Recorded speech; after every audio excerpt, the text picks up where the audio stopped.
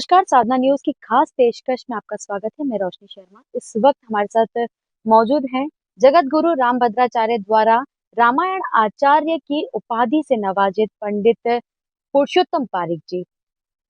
आप 1981 से राम कथा करते आ रही हैं और 1995 से आप भागवत कथा जो है पूरे भारतवर्ष में कर कर भागवत का जो है सार पूरे भारत में खोलते आ रहे हैं। बहुत बहुत स्वागत है पंडित जी आपका जय साधना श्री न्यूज में। राम आप सभी को।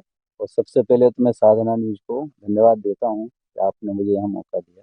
जी पंडित जी, जब भी बात आती है भागवत आचार्य की या आचार्य सफर की, तो आपका जीवन काल कैसा रहा है? मैं सबसे पहले हमारे पिताजी के साथ ही अध्ययन मैंने किया है। मेरे शिक्षा गुरु वही रहे हैं जी। और उनके साथ मैं बचपन से ही रहता था जब मैं मिडिल क्लास में था। जी। 1981 से मैंने रामकथा स्टार्ट कर दी थी। हम्म। पिताजी की कथाएं होती थी, इसके बाद में मुझे थोड़ा सा टाइम देते थे वो। जी। तो कुछ मैं गीता पर प्रवचन करता था, फिर मैं राम कथा करने लगा और उसके बाद मैं शिक्षा विभाग में आ गया। जी। तो शिक्षा विभाग में ड्यूटी में समय नहीं मिलता था, तो रात्रिकालीन कथाएं होती थी वो मैं करता रहा। हम्म। 1995 से मैंने भागवत कथा प्रारंभ जी। की। पंडित जी, इसके बाद जब हम बात आती है भागवत कथा और इनकी, तो किन किन कथाओं को अभी तक आप कर चुके हैं और कौन कौन सी कथा करते हैं आप? रोशनी जी, मैं राम कथा, भागवत कथा, जी। शिव महापुराण, नरसिंह मायरा, हनुमत कथा जी। आदि सभी कथाएं करता हूँ। भक्तमाल की जो कथाएं होती हैं, एक एक दो जी। दो जी। दिन जी। के भक्तों के चरित्र होते हैं, वो मैं करता हूँ। संगीतमय प्रस्तुति से मेरे कार्यक्रम होते हैं। जब बात आती है भागवत कथा की, भागवत कथा का एक अलग ही महत्व है। भागवत कथा क्यों की जाती है? जी, श्रीमद् भागवत कथा में भगवान श्री कृष्ण की लीलाओं जी। और उनके जीवन से नैतिक और आध्यात्मिकता का जो उदाहरण हमारे समाज को मिला है, हम्म। वो भागवत कथा में ज्ञान भक्ति वैराग्य की त्रिवेणी का संगम है। जी।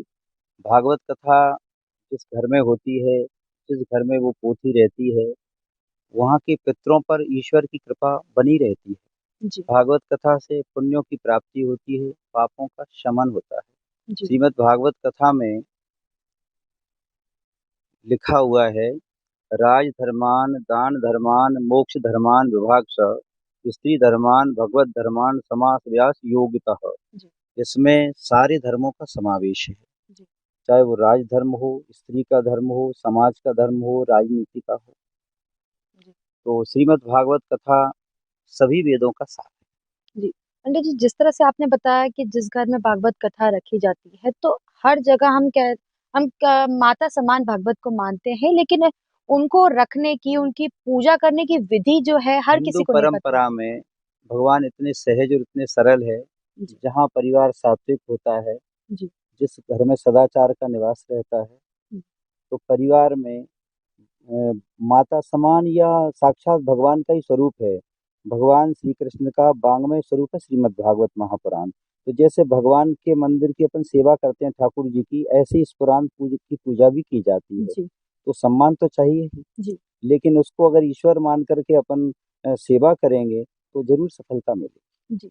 अ, इसमें भागवत जो है उसको करने का कुछ अंतराल रहता है, कुछ दिन रहते हैं, जैसे 7 दिन की ही भागवत क्यों होती है पंडित जी जी? जी, उसके लिए कथा आती है जी। और वो कथा लगभग सभी जानते हैं और सुनते भी हैं। महात्म्य हुँ। में ये कथा आ जाती है कि राजा परीक्षित को साप जी। लगा हुआ था। समीक ऋषि के आश्रम पर राजा परीक्षित गए, जो प्यास से व्याकुल थे। हुँ। हुँ। समीक ऋषि योग माया में थे, योग ध्यान में थे, जी। ध्यान मुद्रा में थे। हुँ। राजा ने पानी की याचना की, तो वो या जब योग मुद्रा में थे जी। तो उस वाणी को नहीं सुन पाए। हुँ। हुँ। तो राजा प्यास से इतने व्याकुल थे, उन्होंने सोचा कि ये महात्मा जो है शायद नाटक कर रहे होंगे जी। या अनसुनी मेरी बात को अनसुना कर रहे होंगे। तो उन्होंने एक मरा हुआ सांप पड़ा था, वो समीक के गले में डाल दिया। जी। इस बात का पता चला समीक के पुत्र श्रृंगी को। उन्होंने वहीं से संकल्प लिया और जल छोड़ा कि जिस मरे हुए सांप को हमारे पिता के गले में राजा ने डाला है, वही तक्षक बनकर के 7वें दिन इसको डसेगा। जी। महाराज परीक्षित सोने का मुकुट पहने हुए थे।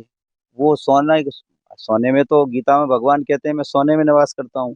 लेकिन सोने में कलयुग कैसे बैठ गया? जी, वो चोरी का बेईमानी का सोना था। जी, यानी उसकी अगर कथा कहें, वो जरासंध का मुकुट था, जो चोरी का मुकुट था। उस चोरी के मुकुट को धारण करते ही उसमें कलयुग बैठ गया। कलयुग के प्रभाव से कलयुग ने अपना असर दिखाया, महात्मा का अपमान कर दिया, तो उन्होंने मरा हुआ साँप डाल दिया। जैसे ही मुकुट उतारा तो राजा को आभास हो गया कि मैंने बहुत बड़ा अपराध किया। जी, तो राजा ने एक घूँट पानी तक नहीं पिया। हुँ, तुरंत राजा ने अपने बेटे को राज्य दिया और निकल गए वो गंगा के किनारे। सुक्रताल एक स्थान है, जो मुजफ्फरनगर डिस्ट्रिक्ट में है वर्तमान में, जी, गंगा के किनारे। वहाँ परीक्षित जी को सुखदेव जी ने श्रीमद् भागवत कथा को सुनाया। वो 7 दिन का विधान, 7 दिन कथा सुनाई, उसके बाद महाराज की मुक्ति हुई। तो इसलिए 7 दिन की कथा का ये महत्व अपने श्रीमद् भागवत में बताया गया जी। पंडित जी, जिस तरह से आपने इतनी महत्वपूर्ण जानकारी जो है भागवत कथा को लेकर दी है, एक बात और आपसे जानना चाहूँगी कि आज के युग में, जिस तरह से आज के युग का जो युवा है, हमारे ग्रंथ का जो ज्ञान है, जो हमारे जो पूर्वजों का भी दिया हुआ है, उससे है। कहीं न कहीं दूर होते जा दूर रहे हैं। होते जा उनको रहे हैं। क्या संदेश देना चाहेंगे आप? और उनको तो हमारे वेद और शास्त्रों में बताया है कि ये जैसे रामचरितमानस है, जी। श्रीमद् भागवत कथा है। हुँ, हुँ। भागवत कथा का ही ट्रांसलेशन गोस्वामी तुलसीदास जी ने किया है। जी। उसमें भी लिखा है 4 वेद षष्ठ ग्रंथन का रस। हुँ, हुँ। तो ये युवा पीढ़ी है, जब तक ये आध्यात्म से नहीं जुड़ेगी, उसको शांति नहीं मिलेगी। जी, भटकने के बाद आज तो पथभ्रष्ट हो गई है ये पीढ़ी, जी, मार्ग से विचलित हो गई है। तो जो हमारे भगवान का जीवन है, भगवान श्री कृष्ण का, भगवान राघवेंद्र सरकार का, इनके नैतिक जीवन से लोग आध्यात्मिकता की ओर नहीं बढ़ेंगे, तब तक इनको सुख और शांति दोनों नहीं मिलेंगी। और जी, मेरा तो निवेदन है, मैं तो बड़े-बड़े मंचों पे सबसे कहता हूँ कि इसमें जितने वृद्ध महापुरुष आ रहे हैं कथा हुँ, हुँ। सुनने, तो युवा पीढ़ी को भी सामने आना चाहिए। जी, वर्तमान में युवा सुधरेगा, युग सुधरेगा, हम सुधरेंगे, नारे लगाने से कुछ नहीं होता। सुंदरकांड की कथा आपने सुनी होगी। जी, सुंदरकांड में आदेश रहता है किसका? जामवंत जी का। जी। यानी जामवंत वृद्ध हैं हुँ, हुँ। और हनुमान युवा है। जी, तो होश होना चाहिए बुजुर्ग का और जोश होना चाहिए ये युवा का। बात जब होश और जोश मिलकर काम करेंगे, तभी राष्ट्र का काम होगा, तभी समाज का काम होगा, तभी परिवार का काम होगा। तो युवाओं को अवश्य इस कार्य से जुड़ना चाहिए। जी, पंडित जी बीच में आपने एक और बात बताई थी महिलाओं के सम्मान को लेकर, क्योंकि देखें तो कथाओं में भी कहीं न कहीं महिला कहीं न नहीं हम कह सकते हैं कि महिलाओं को ज़्यादा वर्चस्व दिया गया, महिलाओं का सम्मान, देवी समान पूजी जाती थी उस समय में। लेकिन आज का युग जो हम देखें तो महिलाओं की जो दुर्दशा हो रही है, तो उसको लेकर क्या कहेंगे? वो शास्त्रों से विपरीत चलने से हो रही है। महिलाओं का सम्मान तो हमारे सभी ऋषि मुनियों ने दिया है। जी। जैसे कई लोगों ने बताया था गोस्वामी तुलसीदास जी की एक हुँ, हुँ। चौपाई को लेके करते हैं ना, वो अ, ढोल गमार शूद्र पशु नारी, सकल सकल ताड़ना ताड़ना के के अधिकारी। अधिकारी, वो जी, वो प्रश्न आता है। जी। लेकिन गोस्वामी तुलसीदास जी ने नारी का जितना सम्मान दिया है, मैं कहता हूँ किसी ने नहीं दिया। जब उन्होंने 7 श्लोक लिखे, वर्णानाम अर्थ संघानाम रसानाम छंदसाम अपि मंगलानाम च कर्तारो वंदे वाणी हुँ, हुँ। विनायको। मानव जो संसार में सारे बड़े-बड़े ऋषि मुनि, बड़े-बड़े कवि, महापुरुष गणेश की वंदना पहले करते हैं, हुँ, लेकिन उन्होंने गणेश जी की वंदना बाद में की, वंदे वाणी, पहले सरस्वती जी की वंदना की है। हुँ, हुँ। नारी का सम्मान दिया है गोस्वामी तुलसीदास जी ने। जी। इसके बाद विनायक जी का, हुँ, ऐसे ही आप बोलेंगे तो सीताराम, जी। राधे श्याम, राधे श्याम। गौरी शंकर, तो नारी को तो आगे आना ही पड़ेगा। नारी ही भगवान को पुत्र बना सकती है। जी, और कौशल्या जी को तो हमारे रामचरितमानस में पूर्व दिशा कहा है, बंदौ कौशल्या दिशि प्राची। माता कौशल्या पूर्व दिशा है, हुँ, जिन्होंने भगवान भगवान को रोना सिखाया माँ कौशल्या ने। सुन शिशुधन रोदन ठाना। माता ने जैसे ही कहा तो भगवान ने रोना प्रारंभ किया। हुँ, तो हुँ। नारी का सम्मान तो करना ही पड़ेगा।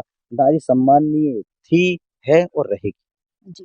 पंडित जी, जिस तरह से आपने जानकारी दी कि नारी सम्मान्य थी, है और रहेगी। वृंदावन की हम बात करें, तो वहाँ पर श्री जी पूजी जाती हैं और वहाँ कोई पुरुष नहीं, अपने आप को सभी सखियाँ कहते हैं। तो इसके पीछे क्या कारण?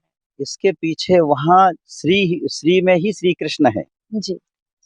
मीरा जब गई वहाँ पर, हुँ, मीरा जब गई वृंदावन में, तो वो पुजारी जो थे, पुजारी जी ने कहा मीरा मैं किसी स्त्री का दर्शन नहीं करता।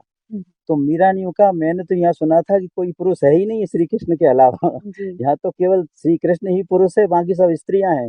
पुजारी जी, आप पुरुष कब से हो गए?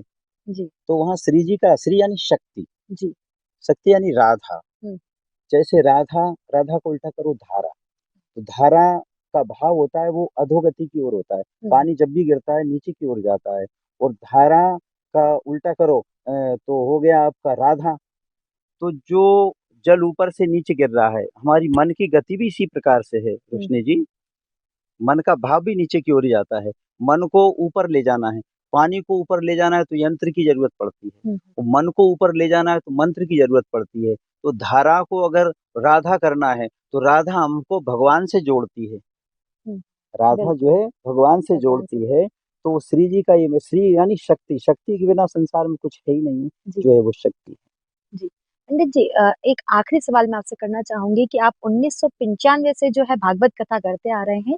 भारतवर्ष में अभी तक कहाँ-कहाँ आप ये जो है भागवत कथा का रस घोल चुके तीर्थ क्षेत्रों में मेरी कथा गोवर्धन में हुई, हैं? जी, हरिद्वार में हुई, अवंतिका में हुई।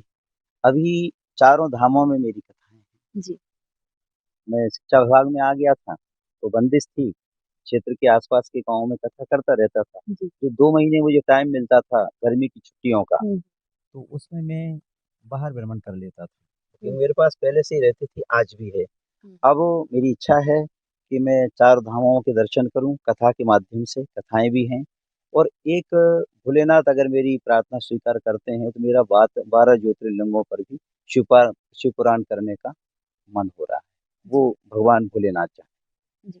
बहुत-बहुत धन्यवाद पंडित जी हमारे साथ जुड़ने के लिए और इतने जो है जानकारी देने के लिए, इतनी जो आपके विचार हमारे सामने प्रकट करने के लिए कि जो इतने अच्छे भाव और इतने अच्छे विचार जो आपने आज साधना न्यूज़ के माध्यम से यहाँ पर हमारे दर्शकों को परोसे हैं, उसके लिए बहुत-बहुत धन्यवाद।